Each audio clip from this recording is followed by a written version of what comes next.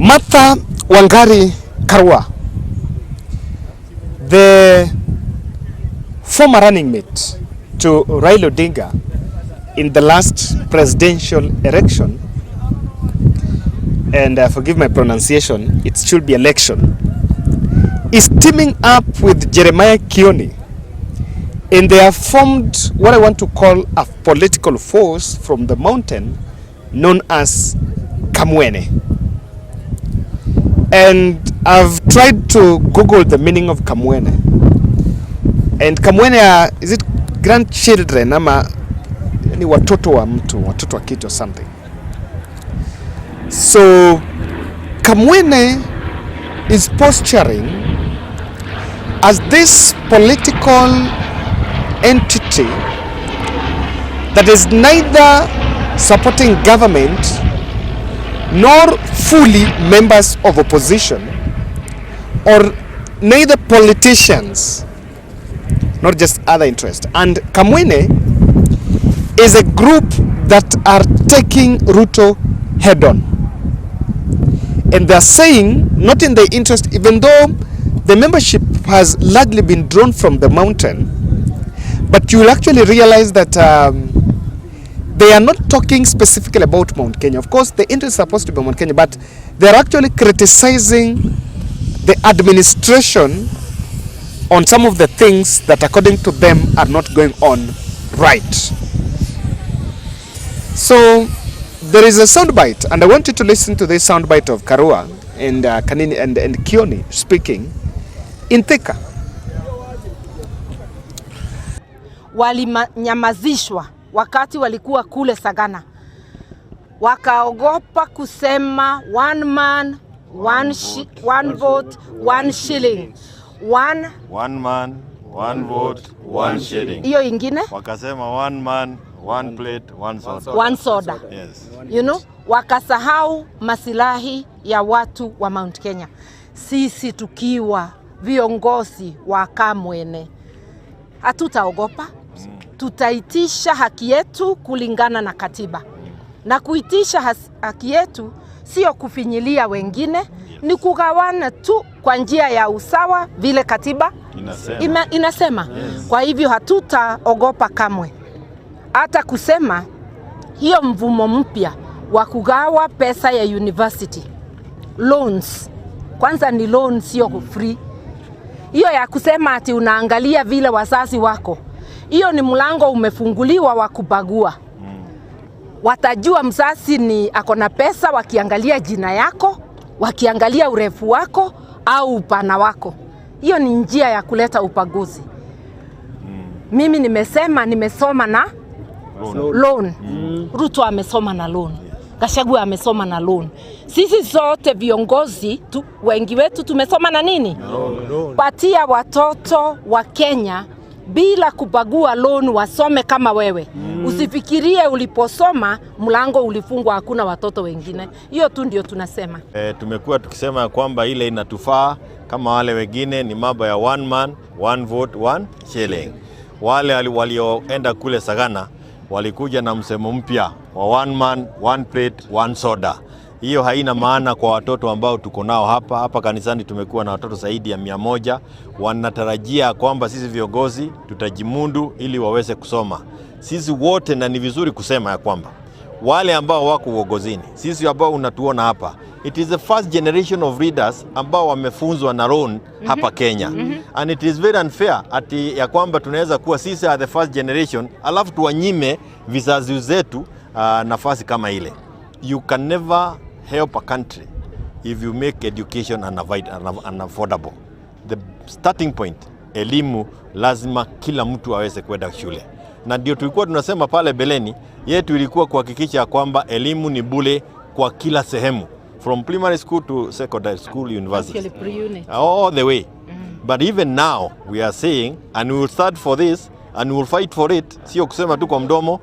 Loans must be availed to each and every student in this country mwenye ambaye amehitimu. Na mkujua kwamba hata mambo ya kusema mtu ameanguka shule, hiyo pia ni ujinga. Martha Karua has also managed to get Maina Njenga on board, and some other reports emerge that former Kiambu Governor William Kabogo is also on his way joining Kamwene. Among some other few members of also Mount Kenya Foundation, and some politicians who also lost in the last elections in the region are also joining Kamwene. So, of course, I listened to Kioni saying, when he was actually saying that as we should pull out of the talks, he was saying that Kenyans are left on their own. And as Kamwene, what they are actually seeing is that they are seeing a vacuum of political opposition, of government opposition, because there are signs of ceasefire between Raila and Ruto. So Kamwene comes as a political force that is taking Ruto head on, even though its membership comes from the mountain. Now there's some 3 observations I'm making here. I want to say about it. Number 1, Kamwene could still be a means that these politicians want to use to come off the Azimio fold. In any case, that maybe endorsement, in terms of endorsement, none of them would be endorsed for the top seat in Azimio. They'll walk out. That will be a home. But number 2, they're also struggling to consolidate some political muscle so that they can have a huge voice in Azimio la Umoja. Why? Azimio la Umoja, as we talk, is largely Raila, who has a political muscle, then Kalonzo Musyoka, the Wiper Party. The Mulembe Nation is equally strong by the presence of both Oparanya and Eugene Wamalwa. But the Kikuyu Nation is also just being represented by Martha Karua, but Karua seems not to wield some political muscles as we speak now. So Kamwene also stands in as the political force to give Martha Karua some political impetus. Now let me tell you, and I may want to remind you something. I want to liken Kamwene to a political movement that I can't remember the name, but towards 2022 general election, there was that political movement that was created, was bringing together Karua, Moses Kuria, there was this Mwangi Kiunjuri, there was Kabogo, and that political movement seemed to be, it was not supporting Ruto. It was having members from Ruto's side and also members from Uhuru Kenyatta's side, or members from the Azimio side. Then towards when people got to the elections, then that political grouping splitted. And you saw Moses Kuria joining William Ruto, Mwangi Kiunjuri going through his party, that TSSP party, but joining Ruto, supporting Ruto. Then Karua, Kabogo went, I think, through his party, but also supported Ruto. So I liken it with that. Same to Oka. I want us to drive some key. I may now give you some key political memories. Oka, that was bringing together Kalonzo, Mudavadi, Gideon Moi, and Wetangula. So what happened? When that Oka splitted, Raila got Kalonzo and Gideon Moi. Then William Ruto took Wetangula, took Mudavadi, and that got Wetangula as a bonus. So that's also what's happening with Kamwene. It could be that such political grouping. Now, what is the probability, or what can Martha Karua do to regain Mount Kenya influence from these juvenile politicians in the region using Kamwene? And before I say my points, I also want to read what you think. What can Karua get right to yield some political power and political influence in Mount Kenya region using Kamwene before the next year's general election? There's some few things that Karua must do. Number one, Karua must first go back and bolster NAK Kenya in Mount Kenya. The same way we are seeing UDA setting offices in Nyeri, Karua must bolster their members of NAK Kenya in that region. And that political party must also enjoy some vibrance in that region, contrary to the UDA. I have seen, and why I'm saying NAK is because most press briefings that Kamwene has done, they've done standing behind the Jubilee logo. What's the risk, or what's the negative, what's the disadvantage of that? No one should try to project and yielding some political influence in the mountain, but still wants to use Uhuru shadow.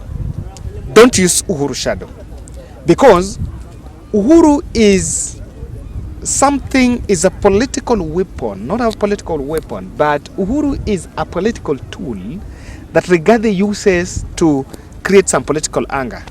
Huyu alifanya hii, huyu alifanya ile ingine, huyu ndiye amefanya tuna barabara, huyu ndiye amefanya sijui nini. So you just drop and pick the NAK Kenya. Number one. Number two, Martha Karua must go to the grassroots. She must go to the grassroots. And going to the grassroots is to make sure that she undo what the Rigathis did. And what am I saying? William Ruto and Rigathi Gachagua went and planted anti-Uhuru venom in the church. Yes, church and pastor bishops, these are the people that ran the campaign. Uhuru is wrong.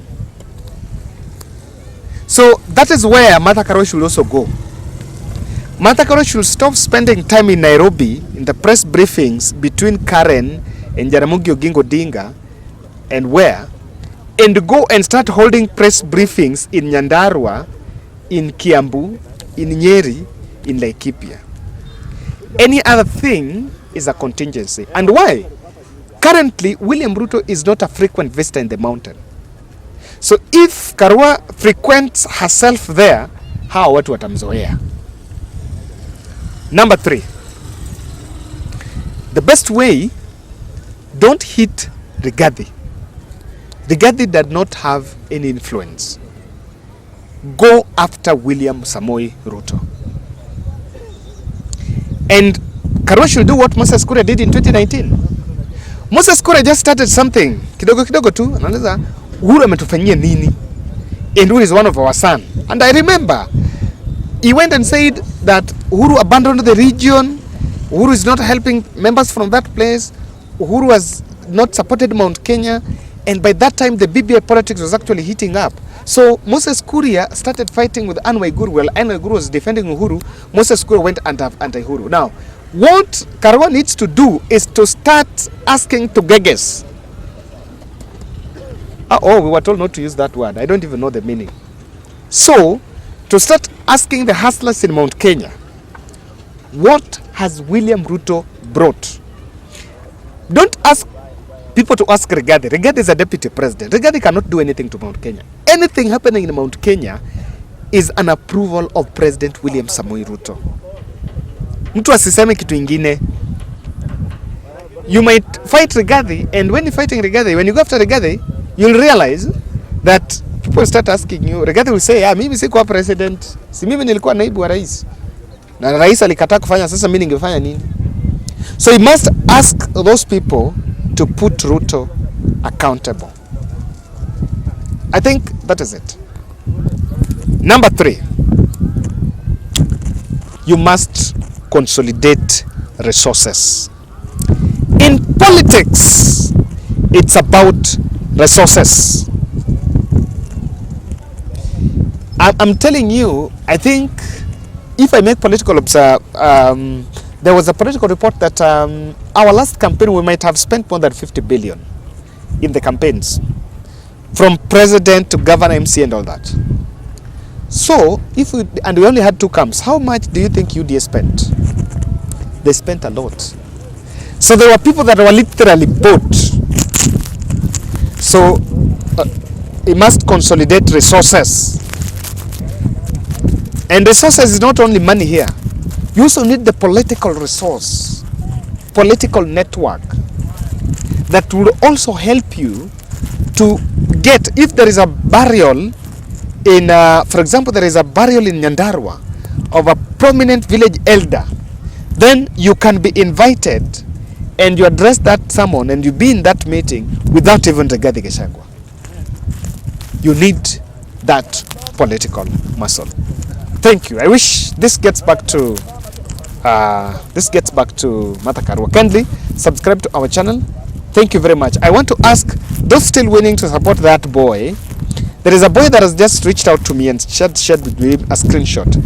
That gentleman is in need of school fees. I think it's around 15,000, and is finishing his 4th year in, I think that was Chuka University, Chuka or Meru, I'm not wrong. I think it's Meru University. So anataka 15,000 alipiwe hiyo fees. Kama uko willing and you can be able 1 or 2 people, kindly I can connect you with this gentleman, akutumia account ya shule alipiwe so that kijana asome. I've shared. I actually want to share even a number there. Contact him and please kindly kijana apate usaidizi. Thank you.